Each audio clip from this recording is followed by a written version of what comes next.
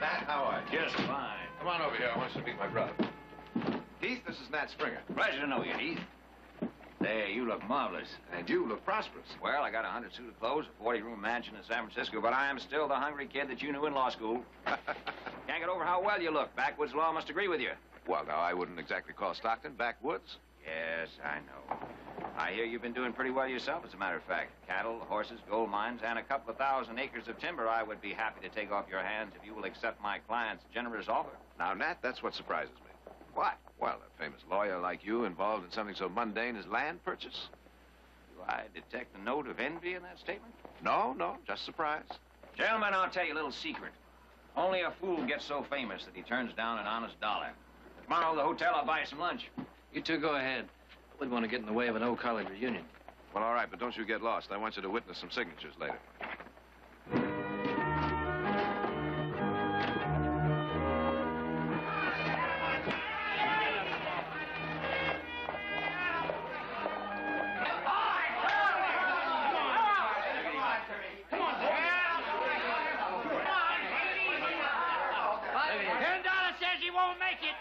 $20 says he will.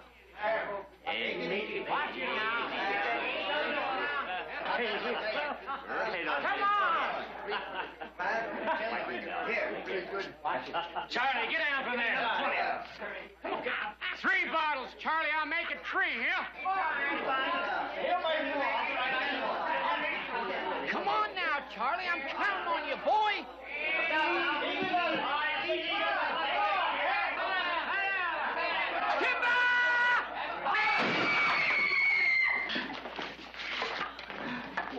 What do you think, Doc? Well, I think you owe me $20. I mean him. Mr. Barkley, I'm only a dentist, but if you want my unprofessional opinion, I'd say he's still among the living. He got what he deserved. Came in here begging for booze. Oh, careful now, Gus. You're desecrating a sacred cow. Old Charlie Whitehorse here is an honest-to-goodness war hero. That's enough, Parker. Don't get yourself all riled up, Heath. Gus here's an old friend, 2nd Georgia Volunteers. Just wanted him to know the truth about Charlie so he wouldn't call him a bum. See, old Charlie here's got a nose like a hound dog. One day he's sniffing around Chickamauga when he supposed he smelled. Booze? No, sir. He smelled an ambush.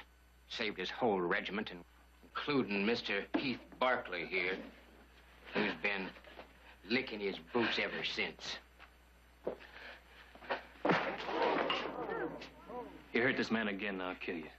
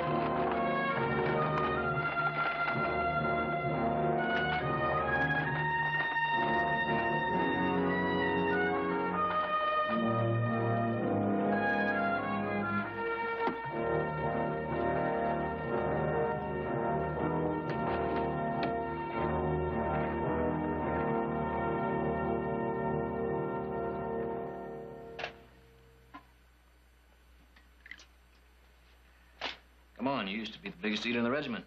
In fact, you were the only man I ever knew that actually liked hardtack. I think about those days. You know, we got a half a dozen broncs that need busting. You get yourself in shape. I'll talk to Nick. Nick will never take me back. He would if you'd quit the booze.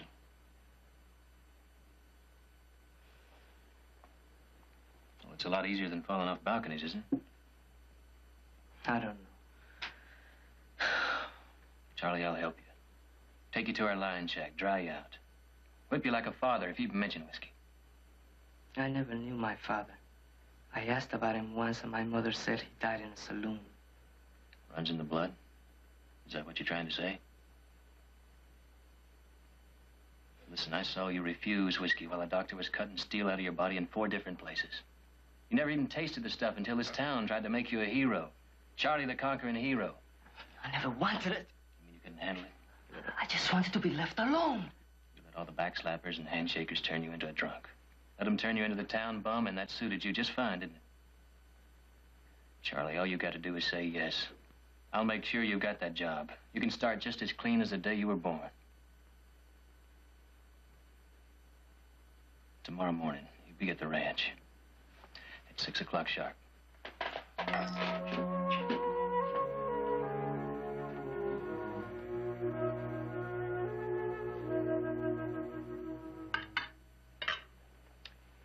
You know, I was just thinking. Maybe we ought to invite Mr. Springer for dinner. Roast pork and apple pie might make him a little more receptive. Don't kid yourself, Mother. He's not interested in home cooking. All he wants to do is go back to San Francisco and tell that client that he got the land for a lot less than he expected to pay. You're not going to give in to him, are you? Oh, we'll shout at each other for a little while and both agree on the price we knew it was going to be all the time. Sounds like a lot of foolishness to me. Yeah, that's the way it's done. Aren't you going to eat your breakfast? What time is it? It's about 8 o'clock.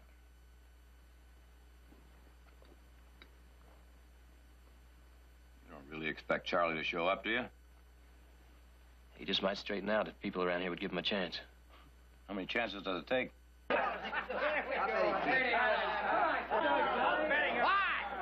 please, please. This is an act of reverence, and it deserves your most reverent attention.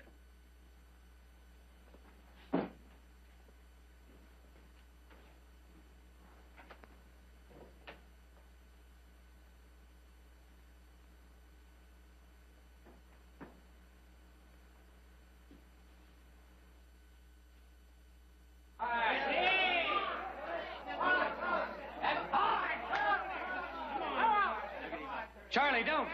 Don't!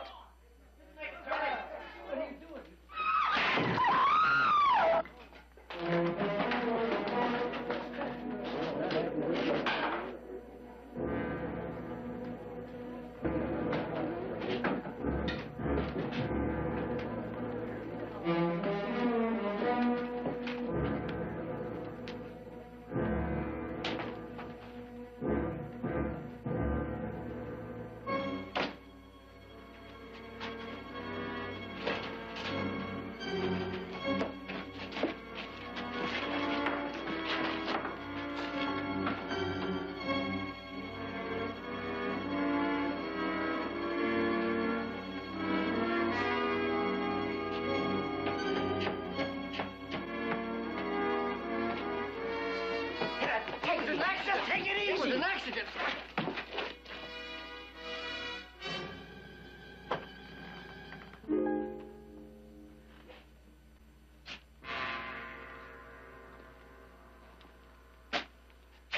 You shouldn't have come in here, boy. You just made the sorriest mistake of your life. Sheriff, this way, quick.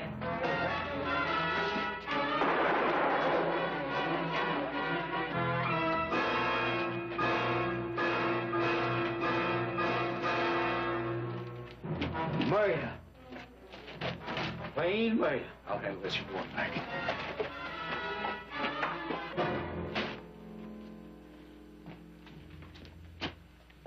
Don't waste your time. As dead as you get. And if Doc Tully had hit him with an axe handle, I'd be dead as Parker here. How about it, Doc? It's true, I saw it.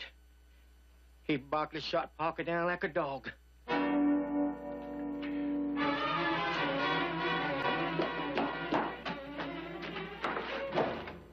bad your brother wasn't killed. It'd been easier than hanging. Heath, are you all right? He's got a lump in his head, but I don't think it's serious. Jared, they say I shot Parker. I know. I might have killed him with my bare hands, but not with a gun. 2 eyewitnesses saw him shoot Parker. 3 more saw him come in the barn, and maybe a dozen others heard him make threats. And the barrel of his gun was still warm when I got here. Heath, tell me what happened. I walked into the barn. I saw Parker and that other friend of his. Go ahead. That's all I remember. He's got a bump on his head. It's a wonder he can remember anything. 2 eyewitnesses saw him shoot him. Said they saw him. I'm not a lawyer, Jared. I'm not going to argue with you. But this is something a jury will have to decide.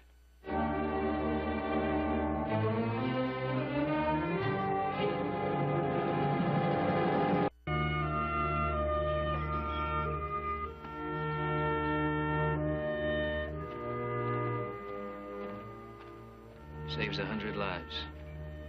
When he dies, 3 people. Private Charlie Whitehorse. Killed in action by a barroom dandy and a second-rate traveling dentist.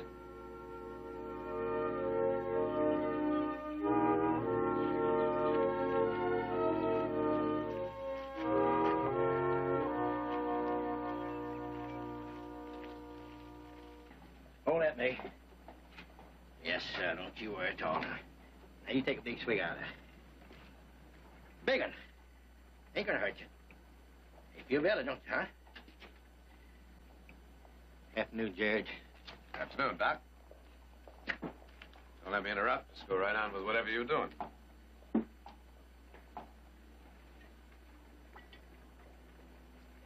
Anything particular you wanted? No. Just taking a walk, Doc. I think a lot better when I walk.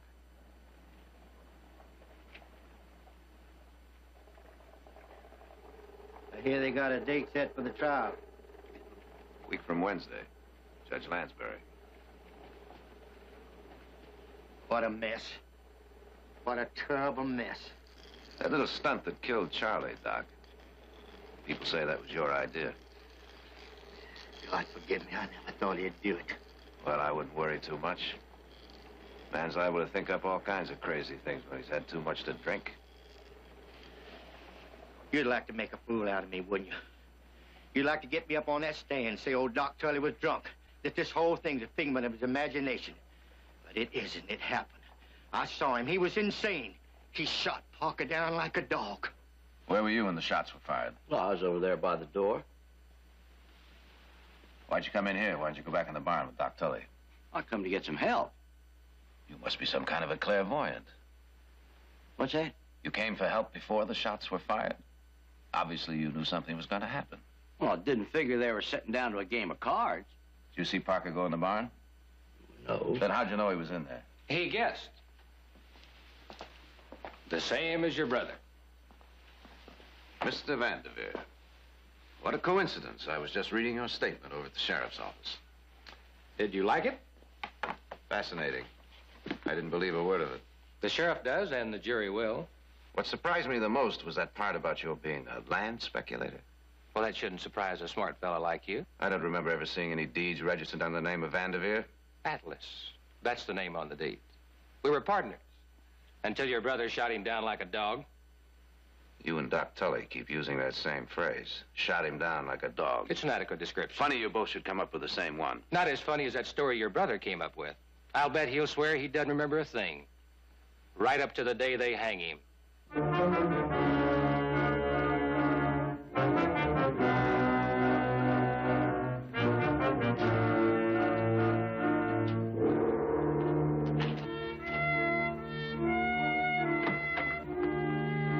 We brought you some dinner. No, thanks. I'm not hungry. Oh, we saw Heath. Yeah, he finally found out what's wrong with old Sheriff Madden's stomach. It's his wife's cooking. Hey, we got a letter from Audra. Rained the whole time she was in Rome. She got 3 proposals the first day she was there, though. One from a bona fide duke. How do you like that? Jared, do you think it's fair not telling Audra about this? What good would that do? And, Mother, would you stop fussing around with that? Well, you have Look, to have I something said I'm not hungry. Oh, you better come on home and get yourself some rest. You're going to be all burnt out by the time that trial starts. You take care of you, Nick. I'll take care of me. Well, maybe Heath's memory will come back. Even if it does, even if he screams his innocence to the heavens above, 2 eyewitnesses are going to stand up in court and swear that they saw him shoot Parker Atlas down like a dog. Parker Atlas wasn't worth his salt. That may be, but he was the son of one of the most respected ranchers in this valley, and don't think that won't count with the jury. And you want to talk about motive? There isn't a man, woman, or child in Stockton who didn't know how Heath felt about Charlie Whitehorse. Jared, I'm sorry. I saw a light here. I didn't know you had company. That's all right, Nat. Come on in. Nathan Springer, this is my mother. How do you do, ma'am? My brother, Nick. Howdy. How do you do, Nick? What are you doing here, Nat? I thought you went back to San Francisco. My wife threw me out of the house. She literally threw me out of the house. She said, Nat, you haven't had a vacation in 6 years. If you don't get some rest, you're going to drop dead from a heart attack. That's all I had to hear, so I grabbed my bag, came back to Stockton, found the softest bed at the hotel, and there I intend to sleep for 2 solid weeks. Well, I hope you come out of hibernation long enough to have dinner with us. It would be a pleasure, ma'am. Oh, by the way, Jared, I've got some news for you. The news out of San Francisco is Danny Manis is going to prosecute your brother. Who? He wants to be governor, ma'am. You get to be governor by prosecuting cases that give you publicity. Is he any good? Well, let's put it this way, Nick. He hasn't lost a case in 5 years.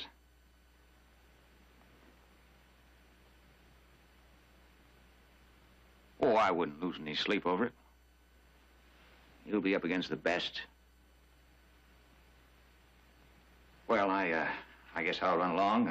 Pleasure meeting you, ma'am. Nick, pleasure meeting you. Same. Jared, if you need any help, just holler.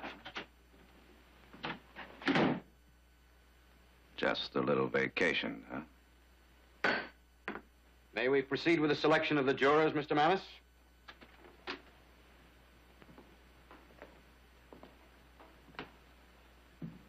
You're Mrs. Bacon, aren't you? Mrs. Florence Bacon. Yes, sir. And now, Mrs. Bacon, are you acquainted with the accused? Well, I know who he is. Have you formed any opinion concerning his character?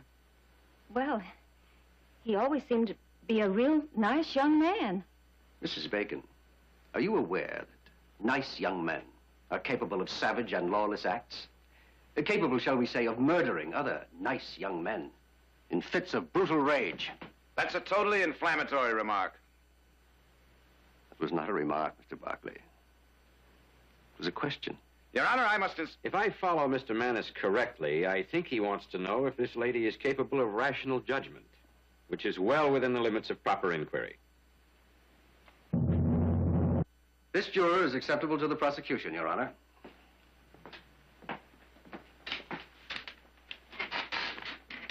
You're smiling, Mr. Hodson. Is there something about these proceedings that amuses you? Very well, then. Let me ask you this. One of the prosecution's star witnesses in this case is a known drunk. Objection! Would you be willing to take the word of a drunk in a case that carries the possible penalty of death?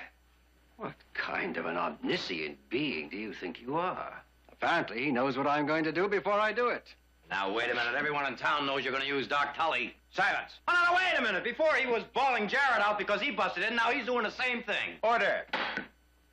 Any more of that, and I'll try this case before an empty courtroom. Sit down, sir.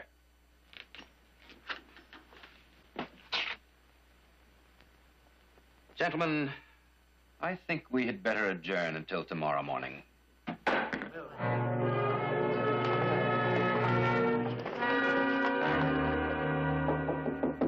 Come in. Oh, Victoria. You wanted to see me? Yes. Please, sit down. Whoever invented these things didn't have summer in mind. I'll wager 10 years from now, judges won't even be wearing them. They're a holdover from the Middle Ages, when people were awed by ceremonial ritual and pomposity and all the rest of it. Victoria, I'm not even going to comment on Nick. But Jared, that's something else. That's something very, very dangerous. I know. A doctor doesn't operate on a member of his family. How can you expect a lawyer to act with any degree of emotional stability when he's defending the life of someone he loves? What would you advise? Get him off the case, Victoria. I don't care how you do it, but do it. Otherwise, Heath doesn't have a chance.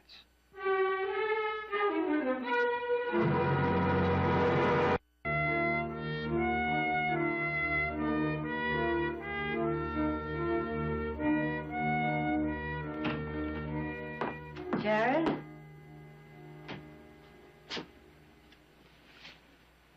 Well, which was it?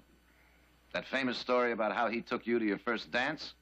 Or one of his enlightened lectures on the obsolescence of the law?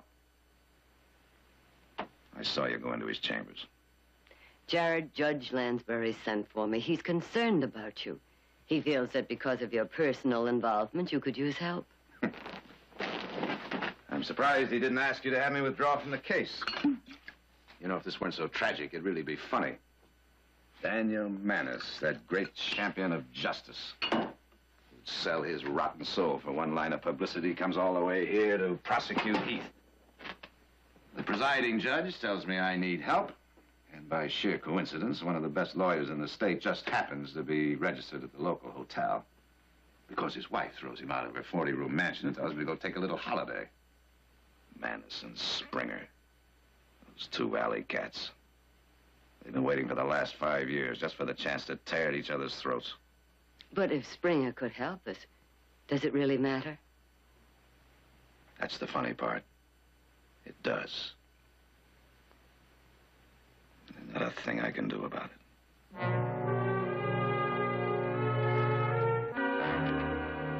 Let the record show, Your Honor, that in addition to myself, the defendant will be represented by Mr. Nathan Springer of San Francisco.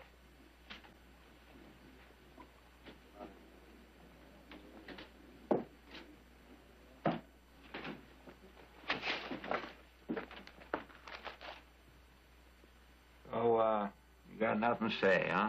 Mr. Barkley's questioned me a dozen times. I'm tired of being questioned. That's what Manners told you to say, isn't it, Pete? Yeah, I don't have to say nothing until he puts me on the stand. Well, that's true. That's true indeed. Just a darn shame. Well, what is it? Little fellas like you, always getting caught in a squeeze. What do you mean? Well, it's obvious, isn't it? Not to me, it's not. Pete, let me give you a little lesson. Money is power. In San Francisco, I could have you killed for a dime. I saw what I saw. Oh, I'm sure you did, Pete. Mr. Springer, I saw what I saw. Mr. Perkins, come on in. Here's your answer from Chicago.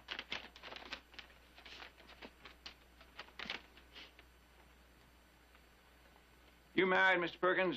Nope. Who do you talk to mostly? Now, look, mister.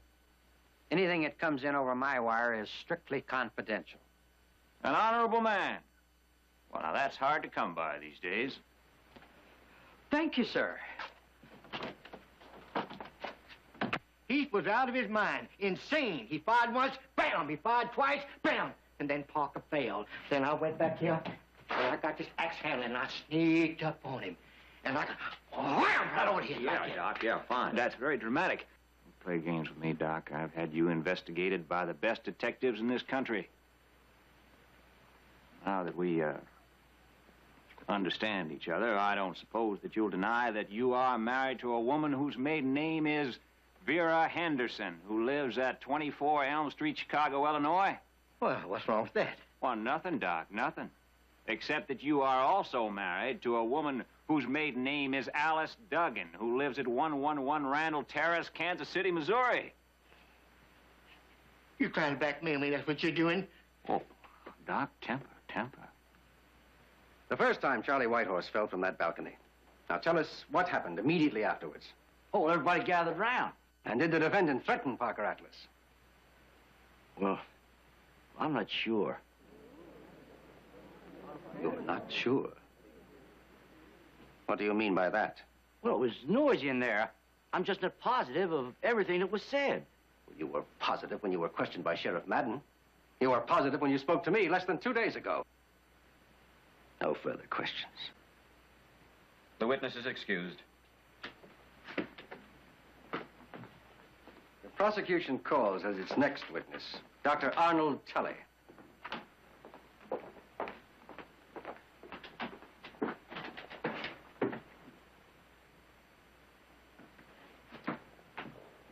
Mr. Manus, I'm told that Dr. Tully is not in the courthouse, that he left Stockton late last night.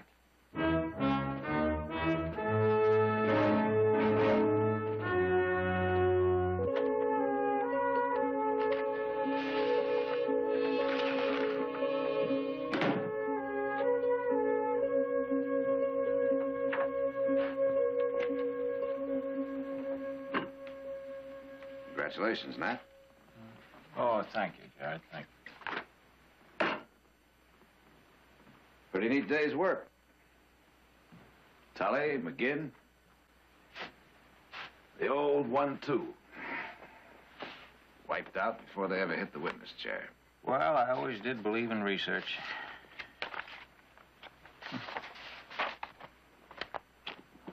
Thought you'd be happier. I've never suborned a witness, Nat. The idea is to win. The idea is justice. Jared, you asked me to help you on this case. You knew exactly why I came back into this town.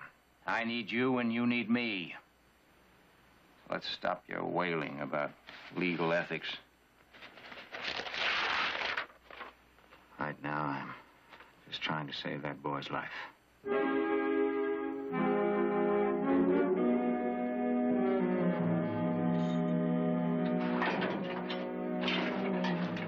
Thanks, Joe.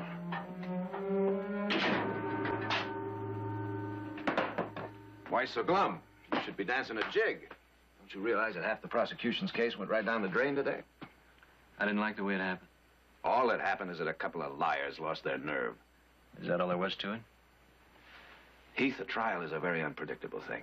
You never know how a witness is going to behave till they get right into that chair. Somebody got to McGinn. Somebody got to Tully. Process of elimination. I picked Springer. Jared, I've never known you to compromise before. Don't start now.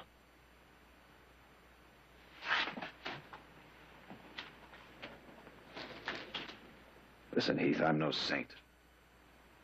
You think I can put a bunch of abstract principles about my own flesh and blood? But if I get my freedom, I want it clean. How do I live the rest of my life, not knowing whether I murdered a man? Never knowing for sure whether I'm innocent or not. I've got to know. Well, then I'll tell you right now, you didn't do it. Jared, stop coddling me.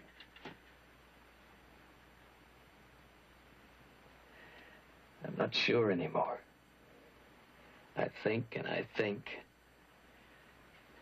And I know what Charlie meant to me. And I think about seeing him on that filthy barroom floor, wasted and disgraced. Why wouldn't I kill somebody who did that to him? Because I know you're not built that way. Jared, I could have done it.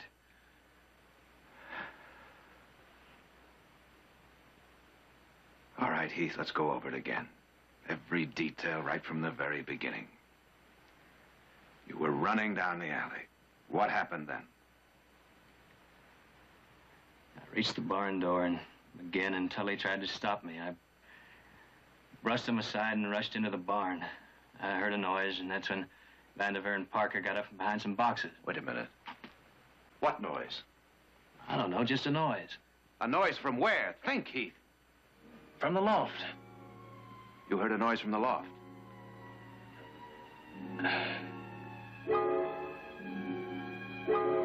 TJ. TJ Dice? Dice was in the loft. Jared, he must have seen the whole thing happen.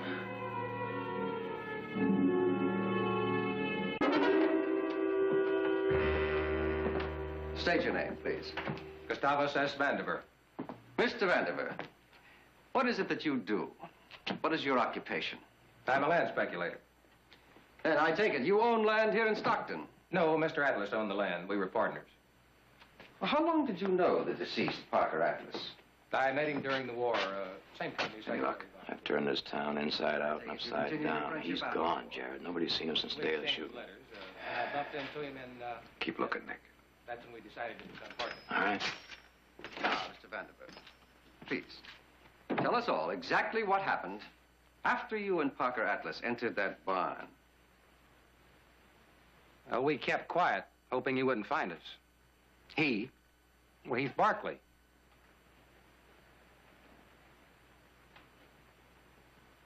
go on. But somehow he knew we were in there. I don't know, maybe he heard the door shut. But he knew, and he came to get us. Mr. Vanderbilt, exactly what do you mean by get? I mean, kill. It was written all over his face. Craziness. He was practically slobbering at the mouth. Well, Mr. Vanderbilt, what, if anything, did you do? Well, we didn't stand still, and we didn't have many choices. The back door was the only way out. So you headed immediately for that back door? That's right. The first thing I knew, I heard a shot. That one missed. And then as I was trying to open the door, Barkley rushed up behind Parker. He shoved his pistol into Parker's back. That was the one that did it. Parker's dead before he hit the floor. Mr. Vanderbilt, how is it that you survived? Doc Tully. He hit Barkley with an axe handle.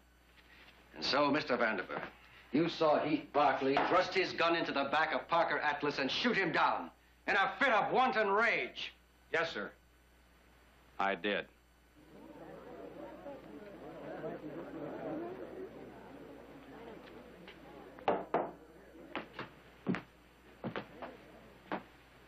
You're a witness.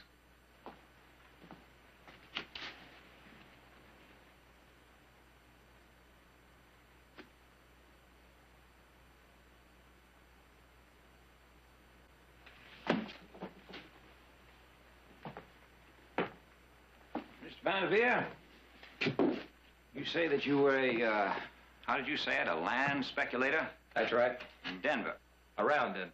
And you met the deceased Parker Atlas during the war? That's right. Would you say that you served with distinction? Well, I like to think I did. Mm-hmm. You two were in the same outfit, weren't you? The second, was it the 2nd Georgia Volunteer? He was a lieutenant, I was a sergeant. Sergeant? That's right. Well, that's odd. Got you listed here as a private. Private Gustavus S. Vanderveer. I would like to see what that is, please. It's an official document from the archives of the 2nd Georgia Volunteers. The names of men who deserted in the face of enemy fire.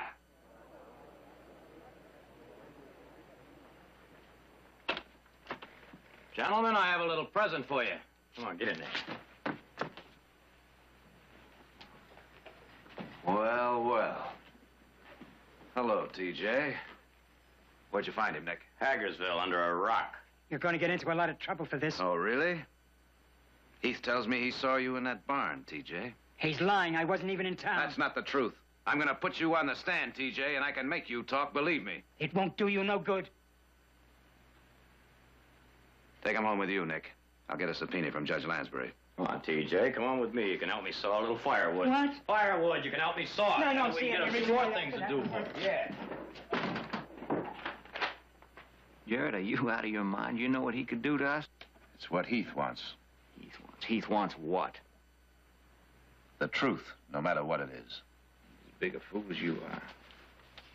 It runs in the family. Change his mind. His life is your responsibility. You didn't get to know him very well, did you? What's the matter with him? Has he got a guilty conscience? Well, let me tell you something about human nature, Jared. In a week, he'll be down on his hands and knees, thanking God for his deliverance. I've got an eyewitness, Nat, and I'm going to use him.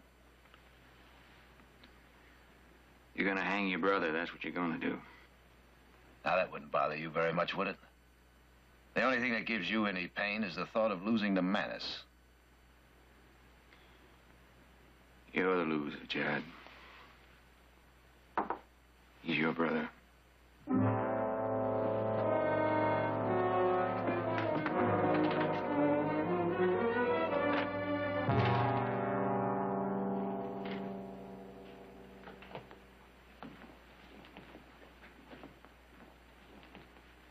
Would you state your full name, please? Thomas James Dice. Where were you last employed, Mr. Dice? Handyman in the saloon. I see.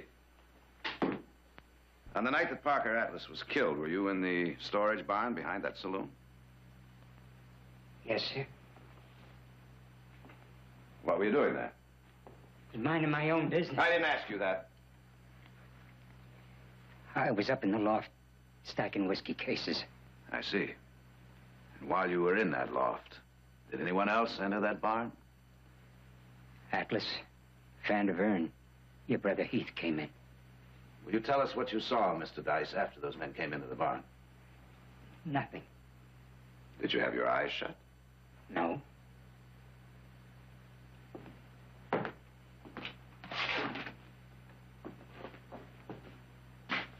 Now, Mr. Dice, this is a scale drawing of that barn.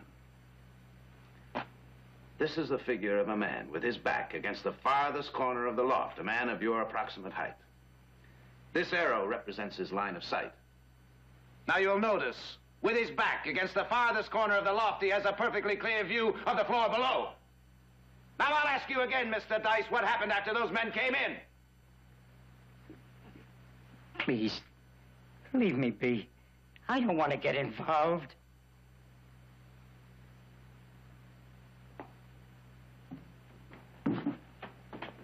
You don't want to get involved. All my life, I've lived clean. Never no trouble, never. Walk away. Don't get yourself mixed up in other people's messes. Have you ever for one brief moment thought what it would be like? What it really would be like to be in some terrible trouble and desperately need someone's help, only that person wouldn't give that help because he refused to get involved? Don't you think you've cowered from the responsibilities of life long enough, Mr. Dice, because this time you are involved? You were in that barn and you saw Parker Atlas killed. I know it, the judge knows it, and the jury knows it. And if you refuse to tell us what happened, you'll not only be guilty of perpetuating a worthless existence, you'll be criminally guilty of withholding evidence.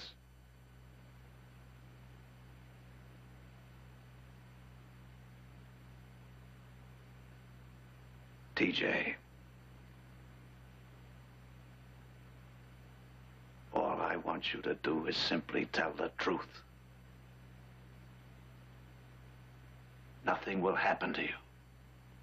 Nothing except maybe the beginning of a new life. You were in the loft stacking whiskey cases. 3 men came in. Parker Atlas, Gus Vandiver, and Heath Barkley.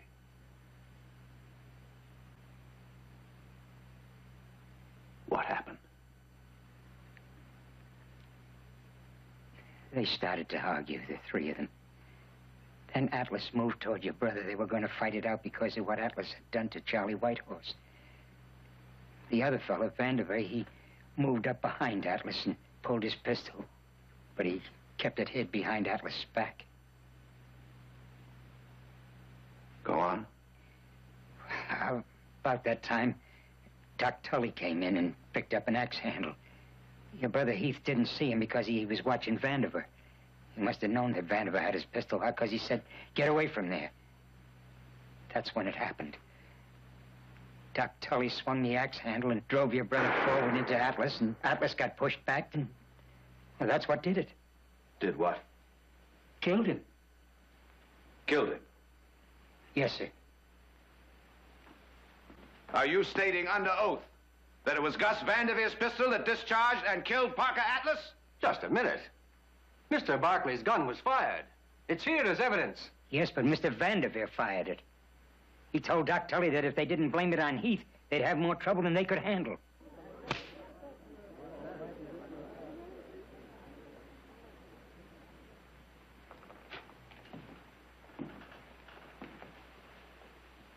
Thank you, Mr. Dice.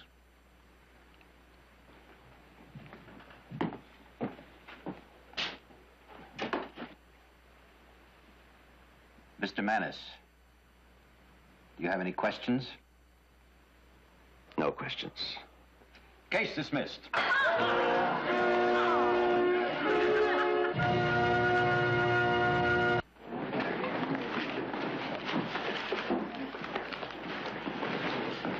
Well, congratulations, Counselor. But I still think you were wrong. No reason for you to take that risk. There was plenty of reason, Mr. Springer. I had to know the truth. So long, Sheriff. Goodbye, now.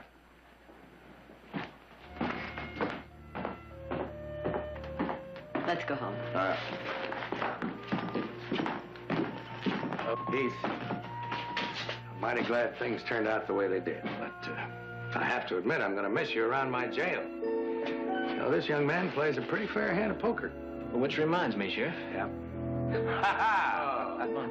Well, now, don't look so sad, Fred. You can consider that payment for all that bad food you forced them to eat.